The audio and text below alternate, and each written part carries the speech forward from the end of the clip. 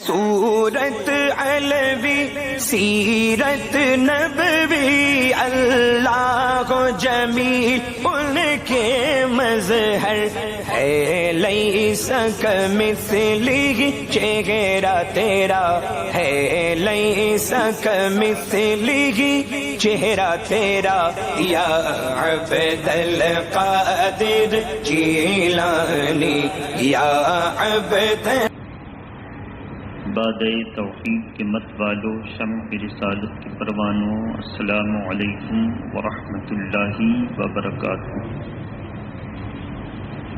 الحمدللہ نحمده ونصلی ونسلم علی رسولہ الکریم، اما بعد فاعوذ باللہ من الشیطان الرجیم، بسم اللہ الرحمن الرحیم۔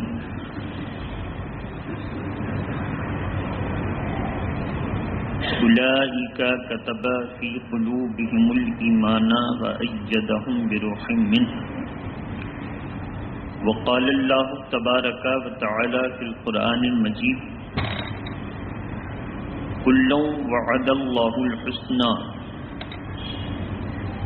صدق اللہ العلی العظیم، وبلغنا رسولہ النبی الامین المتین الکریم۔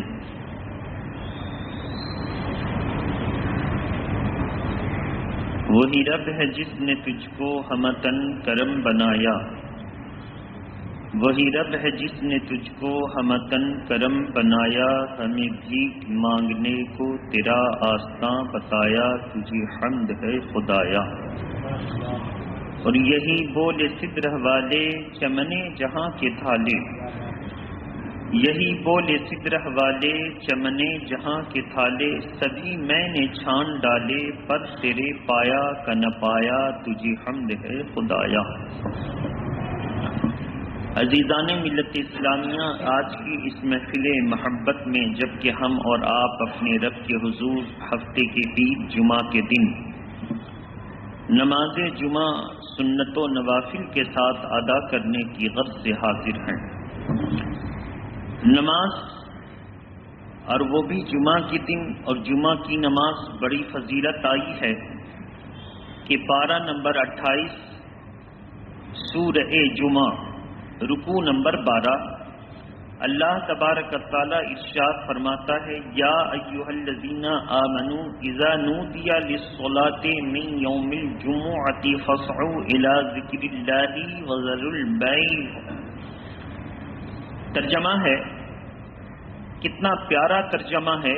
آج اگر کسی کو کوئی بڑے عہدے والا پیار کر کے کہہ دے کہ تو بڑا پیارا ہے، تیرا ایمان بہت اچھا ہے، تو ایمان والا ہے، تو اچھے اوصاف والا ہے، تو وہ اور اس کا پورا خاندان فخر کرے گا کہ اتنی بڑی حیثیت کے مالک نے آج میرے ایمان کی تعریف فرمائی ہے۔ بلا تشبیہ و تمثیل دنیا والے تعریف کریں اس کی کیا حیثیت ہے، اللہ تعالیٰ کتنا پیار سے ارشاد فرماتا ہے، اے ایمان والو، جب تمہیں جمعہ کی نماز کے لیے اذان کے ذریعے بلایا جائے تو سارے کام کو وہیں چھوڑ دو اور جمعہ کی نماز کے لیے تیاری کرو۔ جب یہ آیت کریمہ آئی تو صحابہ اکرام جمعہ کی نماز سے قبل ساری تیاریاں کر لیتے، اور جیسے ہی اذان ہوتی باوضو حالت میں قدم آگے بڑھاتے۔ کوئی پوچھتا کہ ابھی تو 10-12 منٹ وقت ہے، کہتے کہ نہیں، اللہ تعالیٰ فرماتا ہے جیسے ہی اذان کی آواز آئے، نماز کے لیے پکارا جائے، حی علی الصلاۃ سن لو، تو اب نماز کی طرف بڑھتے چلو، فاسعوا الی ذکر اللہ، اللہ کے ذکر کی طرف تیز تیز قدم سے چلو۔ لہذا میں تیز قدم سے چل کر اللہ کے حکم پر عمل کر رہا ہوں۔ آپ اندازہ کریں، پھر اس کے بعد کیا ہے، وذروا البیع، اور تمام بیع و شراء، تجارت، خرید و فروخت کو بند کر دو۔ آپ اندازہ کریں یہاں پر یہ ہو سکتا ہے وَذَرُوا الشِّرَاءَ اور خریدنے کو بند کر دو، لیکن قرآن کا مزاج دیکھیے، خریدنے کو بند کر دے گا تو ممکن ہے کہ دکاندار خریدار کے انتظار میں بیٹھا رہے دکان کھول کر، لیکن قرآن نے اس کا بھی دروازہ بند کر دیا، کہا وَذَرُوا الْبَيْعَ اور بیچنا بند کر دو۔ اب جب ظاہر ہے کہ جب بیچنا ہی بند ہوگا تو کوئی خریدار آئے گا، یہ انداز ہے قرآن مجید کا۔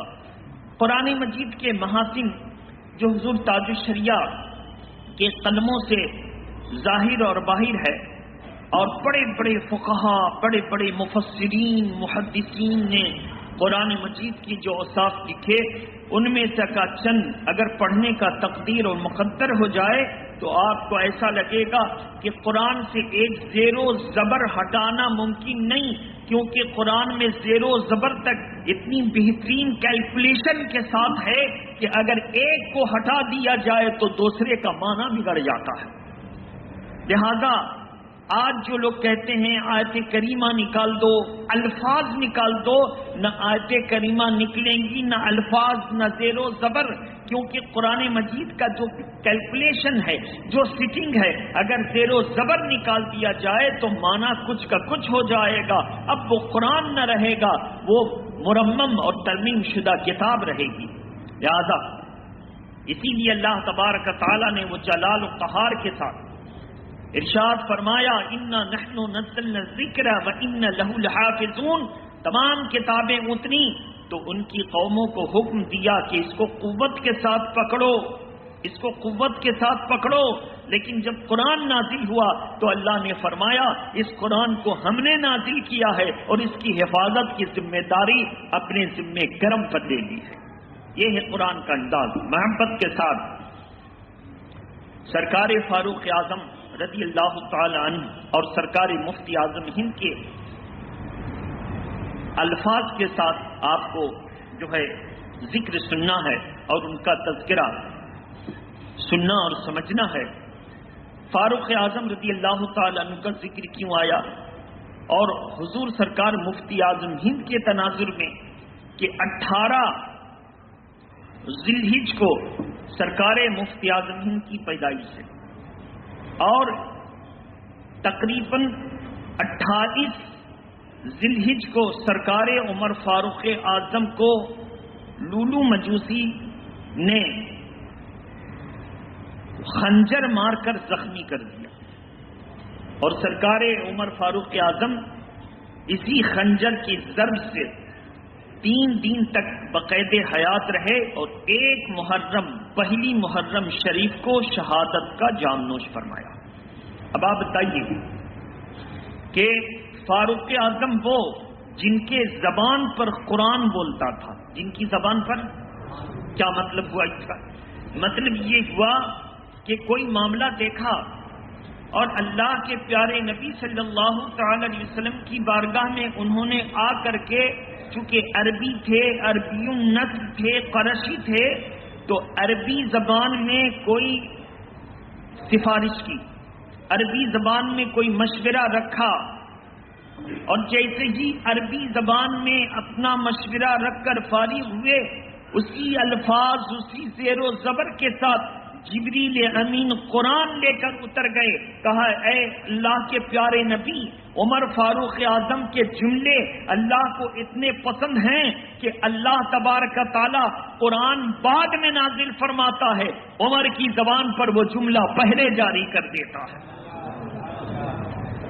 اور اس طرح کے 7 جگہوں پر قرآن مجید کی آیت کریمہ ایسی ہیں کہ عمر فاروق اعظم نے ان الفاظ کی جو ہے تلاوت پہلے کی، اس کو پڑھا پہلے اور قرآن اترا بعد میں، اور جب ملا کر دیکھا گیا تو الفاظ بھی مل رہے ہیں اور زیر و زبر۔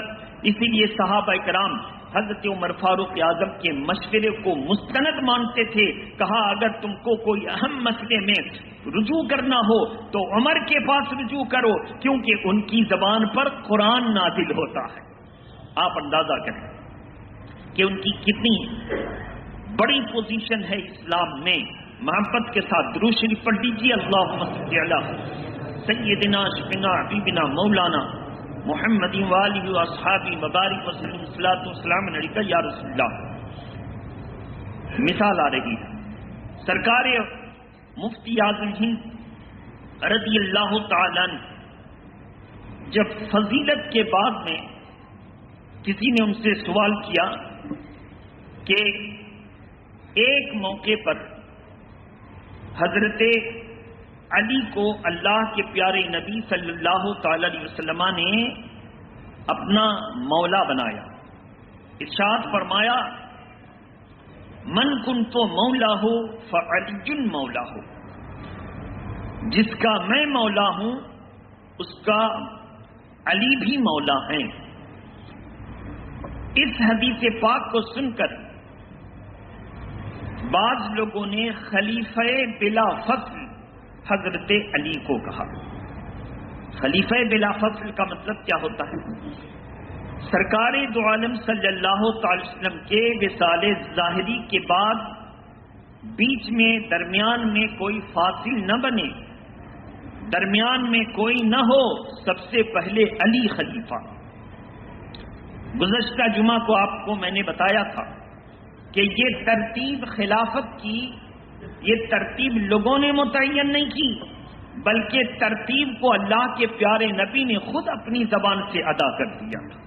اس کو یاد کیجئے جو میں نے کہا تھا، اگر میرے آقا کے بعد بغیر کسی کے بیچ میں فاصل بنے ہوئے حضرت علی خلیفہ ہوتے تو اس وقت سرکار ابو بکر صدیق وصال فرما چکے ہوتے، اس وقت عمر فاروق اعظم وصال فرما چکے ہوتے، اس وقت عثمان غنی شہید ہو چکے ہوتے.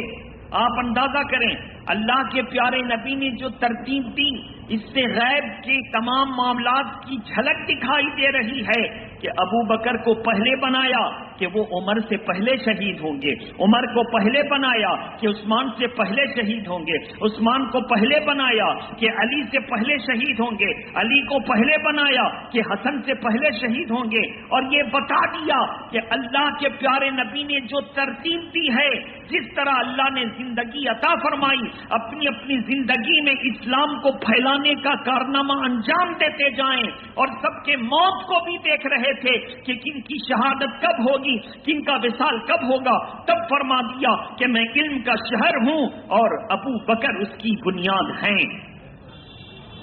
ترتیب نمبر 2، میں علم کا شہر ہوں اور عمر اس کی دیوار ہیں. میں علم کا شہر ہوں اور عثمان اس کی چھت ہیں. میں علم کا شہر ہوں اور علی اس کے دروازہ ہیں. یہ ترتیب کسی نے نہیں بنائی، بلکہ کہہ لیجئے کہ یہ ترتیب اللہ کے پیارے نبی نے پیش فرمائی، اور صحابہ نے اسی اشارے سے اس ترتیب کو مرتب کیا، اور حضرت علی نے خود ہی چنا جب ان سے مشورہ دیا گیا کہ آپ امیر المومنین اور خلافت کا منصب قبول کرتے ہیں. حضرت علی مشکل کشا نے فرمایا کہ عثمان کے رہتے ہوئے میں کیسے قبول کر سکتا ہوں جبکہ ہمارے درمیان عثمان موجود ہیں. کیوں ایسا کہا؟ کیونکہ علی کے نکاح میں اللہ کے پیارے نبی نے ایک بیٹی عطا کی. کتنی؟ اور عثمان غنی کے نکاح میں اللہ کے پیارے نبی نے 2 بیٹیاں عطا کی. علی سے پوچھا گیا آپ پر عثمان کو فضیلت ہے؟ فرمایا بے شک، اس لیے کہ اللہ کے پیارے نبی نے عثمان کو اس وقت کہا تھا جب لشکر اسرت کی زندگی گزار رہا تھا. اسلامی لشکر کے پاس نہ گھوڑے، نہ تیر، نہ تلوار، نہ اسلحہ، نہ ساز و سامان. اللہ کے پیارے نبی نے اعلان کیا کون ہے جو جیش عشرہ کی مدد کرے. یہ بڑے تنگ دستی کی حالت میں یہ جو ہے گزر رہا ہے یہ معاملہ.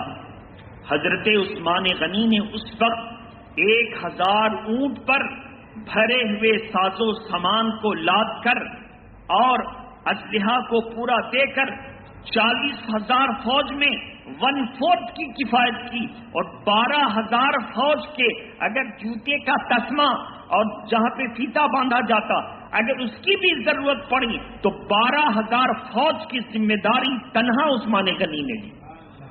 کتنی فوج کی ذمہ داری؟ سر سے پیر تک پورے اخراجات کے ساتھ تقریباً 12,000 سے زیادہ عثمان غنی نے لی۔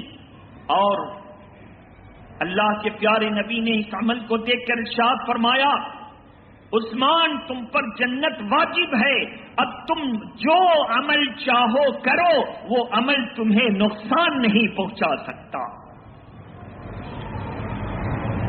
حضرت علی مشکل کشا فرماتے ہیں سرکار مفتی اعظم ہند کے حوالے سے، فرمایا کہ اور میرے عثمان کو مجھ پر فضیلت ہے کہ جنگ بدر کے موقع پر حضرت رقیہ حضور کی بیٹی عثمان کے نکاح میں تھیں اور بیمار تھیں۔ اللہ کے پیارے نبی نے حضرت عثمان کو بدر کے صحابہ کے ساتھ جنگ میں جانے کی اجازت نہ دی، بلکہ کہا عثمان تم مدینے شریف میں رہو اور رقیہ کی تیمارداری کرو، تمہارے اس خلوص کی وجہ سے بے شک تمہارا نام جنگ بدر کے مجاہدین میں شمار ہوگا اور ان کو فتح نصیب ہوگی۔ وقت سے پہلے کون جنرل ہے جو کہہ دے گا کہ جنگ میں ہم جیتیں گے؟ اور ان کو فتح نصیب ہوگی اور جنگی مجاہدین کی طرح تم کو بھی مال غنیمت سے حصہ دیا جائے گا۔ مال غنیمت سے ایسا ہی ہوا۔ اس لیے حضرت عثمان غنی جنگ بدر میں شہید نہ ہوئے، جنگ بدر میں شرکت نہ کی، جنگ بدر کے صحابہ کے ساتھ شانہ بشانہ نہ لڑے، لیکن خصوصیت کے ساتھ اللہ کے پیارے نبی نے آپ کو ان جنگ بدر کے تمام مجاہدین کے انعامات عطا فرمائے۔ آپ کی فضیلت کے لیے اتنا ہی کافی ہے۔ تیسری روایت، کسی نے پوچھا اور حضرت عثمان کو آپ پر فضیلت کہا ایسے کہ اللہ کے پیارے نبی نے رقیہ کا جب وصال ہو گیا تو اپنی تیسری شہزادی ام کلثوم کا نکاح حضرت عثمان غنی سے کر دیا۔ کسی نے پوچھا حضرت یہ رشتہ داریاں اور بڑے بڑے معزز صحابہ تھے، ان سے قائم کر لیتے تو رشتہ مسارت قیامت کے دن ان کے لیے بھی ذریعہ نجات بن جاتا، یعنی سسرالی رشتہ۔ اللہ کے پیارے نبی نے فرمایا عثمان کو میں اپنی بیٹی اس کی زوجیت میں کیوں نہ دوں کہ عثمان وہ ہے کہ اگر میں اس سے اپنی بیٹی کا نکاح کر دوں پھر وہ انتقال کر جائے، دوسری کا نکاح کر دوں انتقال کر جائے، تیسری کا نکاح کر دوں انتقال کر جائے، اللہ اگر ہمیں 40 بیٹیاں عطا فرمائے تو 40 کا نکاح کرتا جاؤں اور انتقال کر جائے تو 40 کو عثمان کی زوجیت میں دے دوں۔ اس سے بڑی فضیلت کیا ہو سکتی؟ آدمی آپ کو قرضہ دے سکتا ہے، آدمی آپ کو اپنی پراپرٹی میں حصہ دار بنا سکتا ہے، لیکن بغیر اعتماد میں لیے ہوئے آدمی اپنی بیٹی کو نہیں دے سکتا ہے۔ ایک مسلمان کے لیے بڑی غیرت اور عزت کا معاملہ ہوتا ہے، اور وہ صرف مسلمان ہی نہیں، اللہ کے پیارے نبی ہم مسلمانوں کے ایمان ہیں، ہم مسلمانوں کے ایمان ہیں۔ قرآن مجید پارہ نمبر 3 رکوع نمبر 8 سورہ بقرہ کا آخری رکوع یعنی 40واں رکوع۔ سورہ بقرہ میں کتنے رکوع ہیں؟ زور سے بولیے، 40 رکوع ہیں۔ سورہ بقرہ کا آخری رکوع، آمن الرسول بما انزل الیہ من ربہ والمؤمنون۔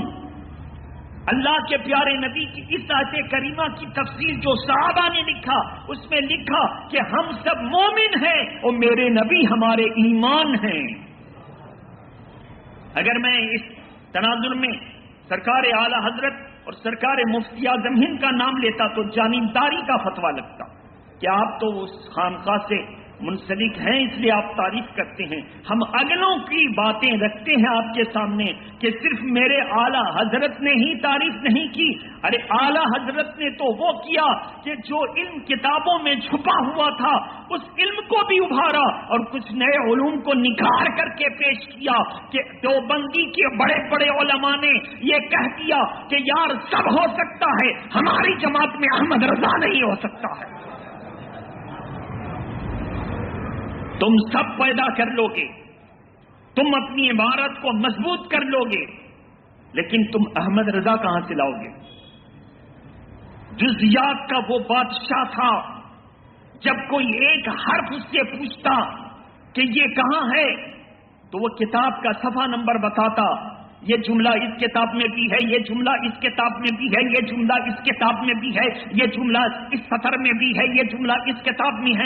اس کی زبان، اس کا قلم کمپیوٹر سے زیادہ تیز چلتا تھا کہ کمپیوٹر تو کبھی سافٹ ویئر کی خرابی سے دھوکہ دے سکتا ہے، لیکن اللہ نے اس کو دل اور ایسا روشن دماغ دیا تھا کہ سارے کمپیوٹر فیل ہو سکتے ہیں لیکن احمد رضا کا قلم اور زبان فیل کبھی نہیں ہو سکی.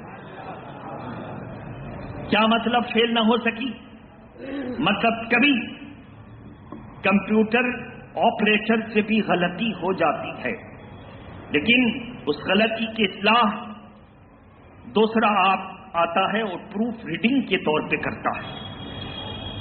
لیکن میرے سرکار اعلی حضرت مفتی اعظم ہند تاج الشریعہ کو اپنے فتوے کو لوٹانے کی، اپنا فتویٰ واپس لینے، اپنے فتوے کو رجوع کرنے کی کبھی ضرورت نہیں پڑی، کبھی ضرورت نہیں پڑی. عمر فاروق اعظم رضی اللہ تعالی عنہ کو حضرت عثمان غنی پر فضیلت اور عثمان غنی کو حضرت علی پر فضیلت، اور یہ ترتیب میرے آقا نے خود بنا دی تھی. بعد میں سلیکشن ہوا، چناؤ بعد میں ہوا. عمر فاروق اعظم کی زبان پر قرآن بولتا ہے. مثال دیکھیں، ایک مرتبہ اللہ کے پیارے نبی صلی اللہ علیہ وسلم کی بارگاہ میں کچھ معزز شخصیتیں آئیں. اللہ کے پیارے نبی نے اپنے خاص کمرے میں ملاقات فرمایا، جن کمروں میں مستورات کا آنا جانا تھا. مستورات مانے گھر کی عورتیں، مستورات کا پردہ نشینوں کا آنا جانا تھا. عمر فاروق اعظم کے دل میں ایک بات پیدا ہوئی. کہا کہ لوگ آتے ہیں، یہ تو حضور کی صحبت سے ان کے دل پاک ہیں، ان کے دل، لیکن اگر یہی معاملہ رہا تو کچھ گندے دل کے لوگ بھی آئیں گے اور گھر کی عورتوں سے بے پردگی ہوگی. ابھی آیت پردہ نہیں اتری، بس اللہ کے پیارے نبی کی بارگاہ میں درخواست رکھ دی. بولیے درخواست رکھتے ہیں. کہتے ہیں میرے آقا اگر ایسا ہوتا وَإِذَا سَأَلْتُمُوهُنَّ فَاسْأَلُوهُنَّ مِنْ وَرَاءِ حِجَابٍ، جب کسی سائل کو کسی بات کی ضرورت پڑتی تو وہ پردے سے باہر رہ کر بات کرتا، اور مستورات پردے کے اندر رہ کر اس کا جواب کھرے کھرے دے دیتی، لوچو لچک کے ساتھ نہیں، کھرے کھرے جواب دے دیتی. میرے آقا نے اس کو پسند فرمایا. جن الفاظ کے ساتھ سرکار فاروق اعظم نے درخواست رکھی تھی انہی الفاظ کے ساتھ حضرت جبریل قرآن کی آیت لے کر تشریف لے آئے جو پارہ نمبر 22 سورہ احزاب میں موجود ہے. بولیے پارہ نمبر 22 سورہ احزاب میں موجود ہے. صحابہ اکرام نے عمر فاروق اعظم کی زبان کو چوما، کہا اے فاروق تیری زبان کی عظمت یہ ہے کہ زبان سے جملہ پہلے نکلتا ہے، قرآن کی آیت بعد میں اترتی ہے. دوسری مثال، سرکار عمر فاروق اعظم کا وہ معاملہ کہ ایک یہودی اور ایک منافق مسلمان سے جھگڑا ہوا. کیا ہو گیا؟ کائے کے لیے کھیت کے پانی کی ضرورت آج ہم پوری کریں گے یا آج تو پوری کرے گا؟ تو دونوں گئے حضور کے پاس. مسلمان اس یہودی کو کھینچ رہا ہے کہ حضور کے پاس مت جا، چل کعب ابن اشرف جو تم یہودیوں کا سردار ہے اس سے فیصلہ کرانی. یہودی نے کہا نہیں، کعب ابن اشرف اگرچہ ہم یہودیوں کا سردار مگر رشوت لے کر فتوے دیتا ہے. کیا لے کر؟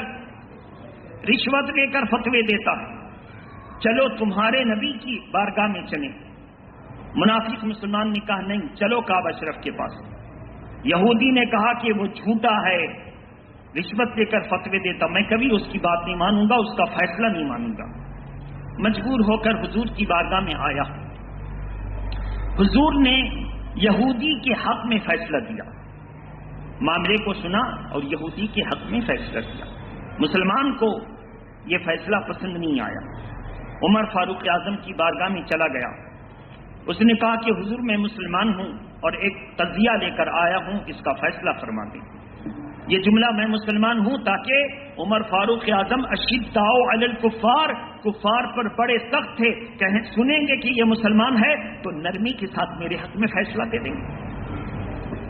یہودی نے کہا کہ حضور میں مسلمان تو نہیں، یہودی ہوں، لیکن ہمارا فیصلہ حضور فرما چکے ہیں، ہمارے حق میں فیصلہ دیا. کہا اچھا، اگر تمہارا فیصلہ حضور فرما چکے تو بڑی عدالت سے تم چھوٹی عدالت میں آئے. آج کی زبان میں سپریم کورٹ سے فیصلہ چل رہا ہے وہاں اور تم لوئر کورٹ سے لے رہے ہو فیصلہ. کہا اچھا فیصلہ کرتے ہیں. تلوار نکالی اور اس کو قتل کر دیا. مشہور ہوا کہ عمر نے ایک مسلمان کو قتل کر دیا. عمر فاروق اعظم کو صفائی دینے کا موقع دیا گیا. انہوں نے جو دربار رسالت میں کیا کہ یا رسول اللہ، میں نے نام کے مسلمان کو مارا ہے مگر مومن کو نہیں مارا ہے. میں نے نمازی کو مارا ہے مگر مومن کو نہیں مارا ہے. میں نے صحابہ کے ساتھ اٹھنے بیٹھنے والے کو مارا ہے مگر مومن کو نہیں مارا. میں نے آپ کی اقتداء میں نماز پڑھنے والے کو مارا ہے مگر مومن کو نہیں مارا. کا بڑی حیرت ہے، صحابہ کے ساتھ وہ اقتداء میں نماز پڑھے اور مومن نہیں. عمر فاروق اعظم کا جلال بول رہا تھا، فلا وربک لا یؤمنون حتی یحکموک فیما شجر بینہم. ہرگز وہ مومن ہو ہی نہیں سکتا جو آپس کے جھگڑے میں نبی کو اپنا حاکم تسلیم نہ کر لے. وہ مومن نہیں ہو سکتا جو آپس کے جھگڑے میں اپنے پیارے نبی کو حاکم تسلیم نہ کر لے. وہ سب ہو سکتا ہے، مومن نہیں ہو سکتا. صحابہ کرام نے مبارکباد دی، عمر تیری زبان پر قرآن جاری ہوتا ہے، قرآن کی آیت بعد میں اترتی ہے، تیری زبان پر اللہ پہلے جاری فرما دیتا ہے. یہ عمر فاروق اعظم جو اسی بقرعید کی 28 تاریخ تقریباً متعدد کتابوں میں بہت سی اخبار ہیں، زخمی ہوئے اور 3 دن کے بعد 1 محرم شریف کو وصال فرمایا.